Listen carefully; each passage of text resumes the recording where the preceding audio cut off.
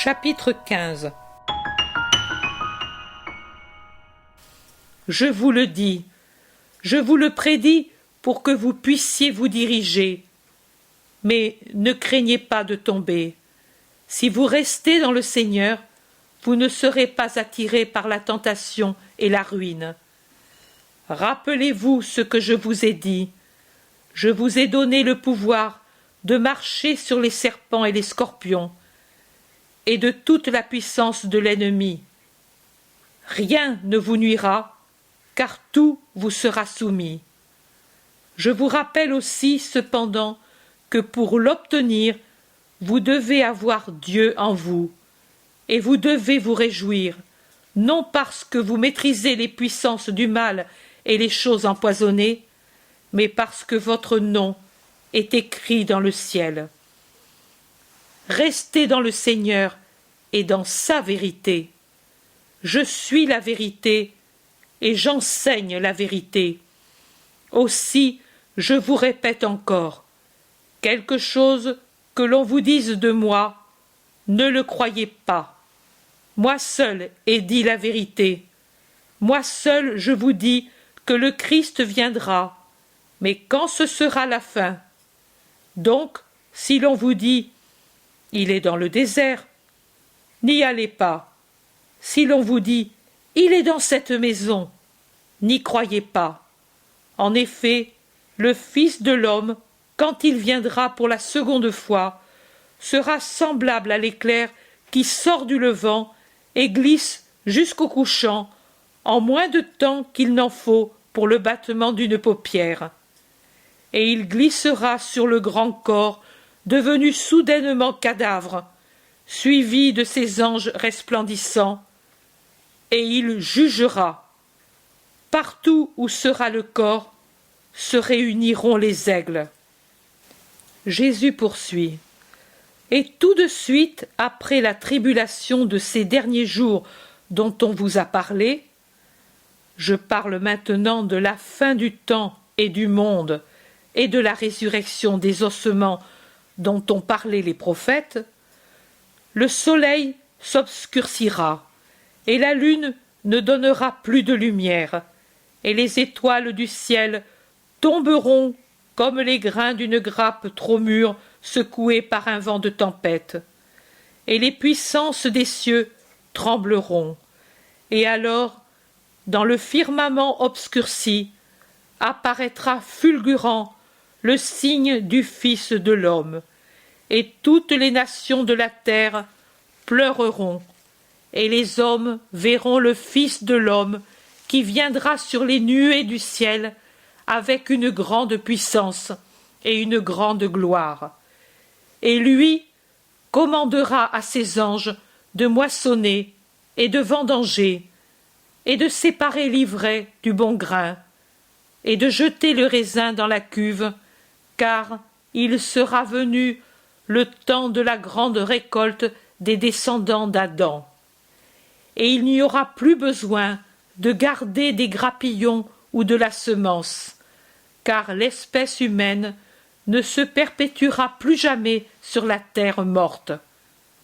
Et il commandera à ses anges de réunir à grand son de trompe les élus des 4 vents, d'une extrémité à l'autre du ciel, pour qu'ils soient à côté du divin juge, pour juger avec lui les derniers vivants et ceux qui seront ressuscités. Apprenez du figuier une ressemblance quand vous voyez ses branches s'attendrir et mettre des feuilles. Vous savez que l'été est proche.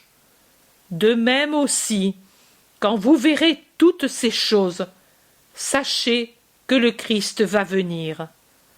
En vérité, je vous dis, elle ne passera pas cette génération qui n'a pas voulu de moi, avant que tout cela se produise. Ma parole ne tombera pas. Ce que je dis sera. Le cœur et la pensée des hommes peuvent changer, mais ma parole ne change pas.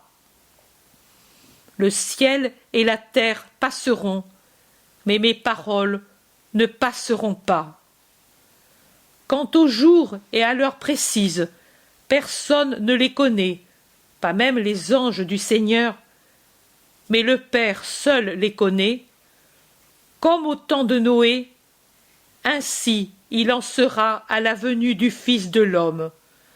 Dans les jours qui précédèrent le déluge, les hommes mangeaient, buvaient, se mariaient, se logeaient, sans réfléchir aux signes, jusqu'au jour où Noé entra dans l'arche et où s'ouvrirent les cataractes du ciel, et où le déluge submergea tous les vivants et toutes les choses.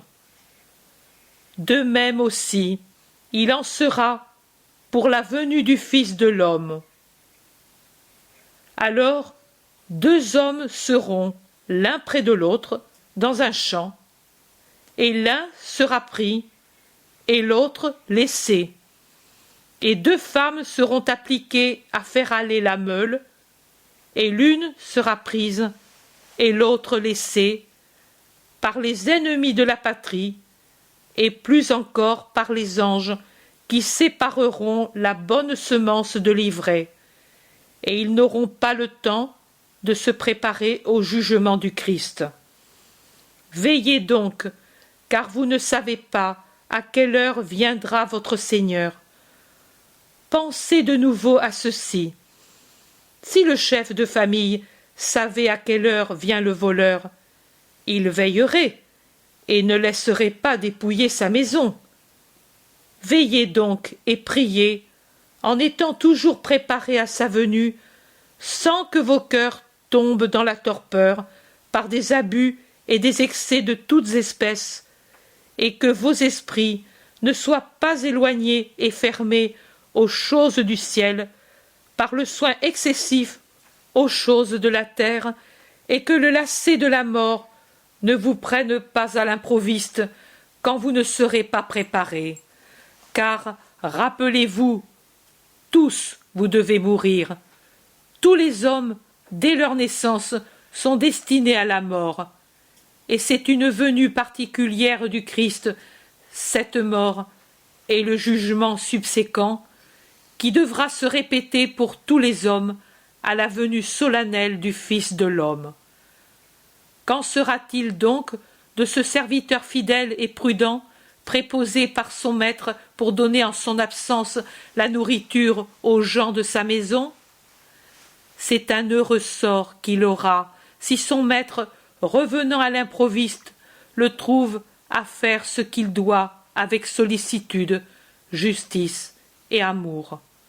En vérité, je vous dis qu'il dira: « Viens, bon et fidèle serviteur, tu as mérité ma récompense.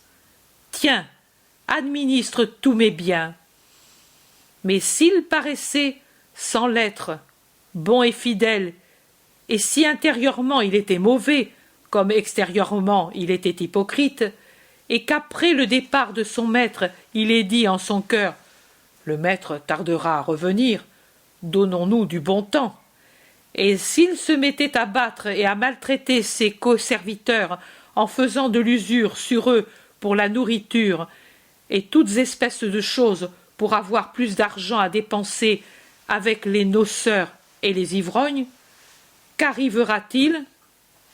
Que le maître reviendra à l'improviste, quand le serviteur ne pensera pas qu'il est tout prêt, et sera découverte sa mauvaise conduite, sa place et l'argent lui seront enlevés, et il sera chassé là où le veut la justice, et il y restera.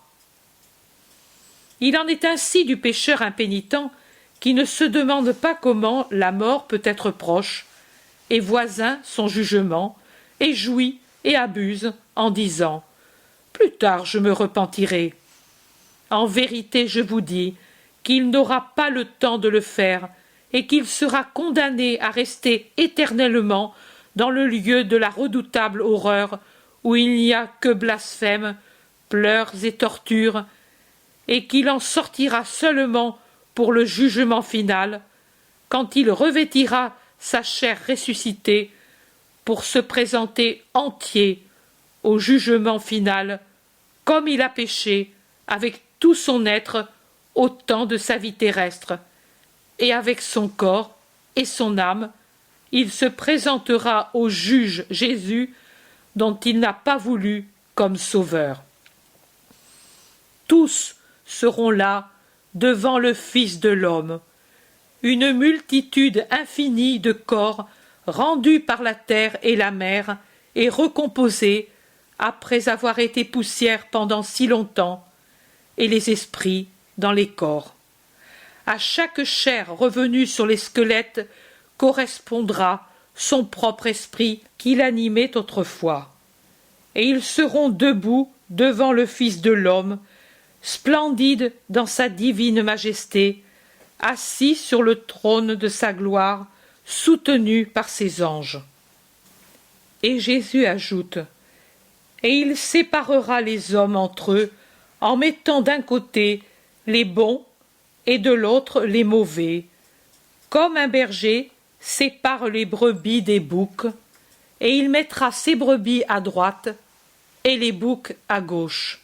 Et de sa douce voix, et avec son aspect bienveillant, il dira à ceux qui, paisibles et beaux, d'une beauté glorieuse, dans la splendeur d'un corps saint, le regarderont avec tout l'amour de leur cœur: venez, ô bénis de mon Père, prenez possession du royaume préparé pour vous depuis l'origine du monde, car j'ai eu faim et vous m'avez donné à manger, j'ai eu soif et vous m'avez donné à boire, j'ai été pèlerin et vous m'avez logé, j'ai été nu et vous m'avez revêtu, malade et vous êtes venu me rendre visite, prisonnier et vous êtes venu me réconforter.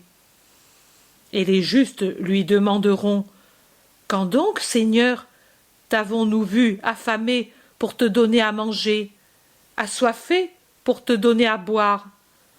Quand donc t'avons-nous vu pèlerin pour t'accueillir, nu pour te revêtir? Quand t'avons-nous vu malade et prisonnier pour être venu te rendre visite? Et le roi des rois leur dira: en vérité, je vous le dis, quand vous avez fait une de ces choses à un des plus humbles parmi mes frères, alors c'est à moi que vous l'avez fait. Et puis, il se tournera vers ceux qui seront à sa gauche, et il leur dira d'un air sévère, et ses regards seront comme des flèches qui foudroieront les réprouvés, et dans sa voix tonnera la colère de Dieu: hors d'ici, loin de moi, ô maudit, dans le feu éternel préparé par la fureur de Dieu pour le démon et les anges de ténèbres, et pour ceux qui les ont écoutés avec leur voix de la passion triple et obscène. J'ai eu faim, et vous ne m'avez pas donné à manger, soif, et vous ne m'avez pas désaltéré. J'ai été nu, et vous ne m'avez pas revêtu, pèlerin, et vous m'avez repoussé, malade et prisonnier, et vous ne m'avez pas rendu visite, car vous n'aviez qu'une loi, le plaisir de votre moi. Et eux lui diront: quand avons-nous vu affamé, assoiffé, nu, pèlerin, malade, prisonnier? En vérité, nous ne t'avons pas connu, nous n'y étions pas quand tu étais sur la terre. Et lui leur répondra: c'est vrai, vous ne m'avez pas connu, car vous n'y étiez pas quand j'étais sur la terre. Mais vous avez pourtant connu ma parole, et vous avez eu parmi vous des pauvres, des gens affamés, assoiffés, nus, malades, prisonniers. Pourquoi ne leur avez-vous pas fait ce que peut-être vous m'auriez fait à moi? Car il n'est pas dit que ceux qui m'ont eu parmi eux ont été miséricordieux envers le Fils de l'homme. Ne saviez-vous pas, que je suis dans mes frères, et que je suis là où souffre l'un d'eux, et ce que vous n'avez pas fait à l'un de mes plus humbles frères, c'est à moi que vous l'avez refusé, à moi, premier-né des hommes. Allez, et brûlez dans votre égoïsme. Allez, et que les ténèbres et le gel vous enveloppent, puisque vous avez été ténèbres et gel, tout en sachant où était la lumière et le feu de l'amour. Et ceux-là iront à l'éternel supplice, alors que les justes entreront dans la vie éternelle. Tel est l'avenir. Maintenant allez, et ne vous séparez pas entre vous. Je m'en vais avec Jean, et je serai près de vous au milieu de la première veille pour le repos, et pour aller ensuite à nos instructions.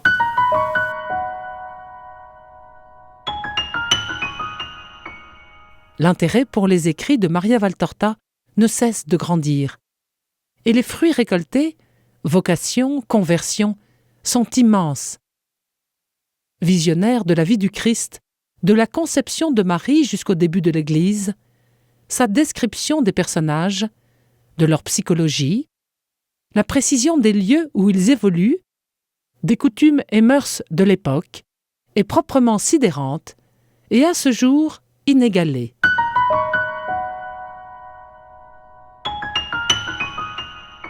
www.associationmariavaltorta.fr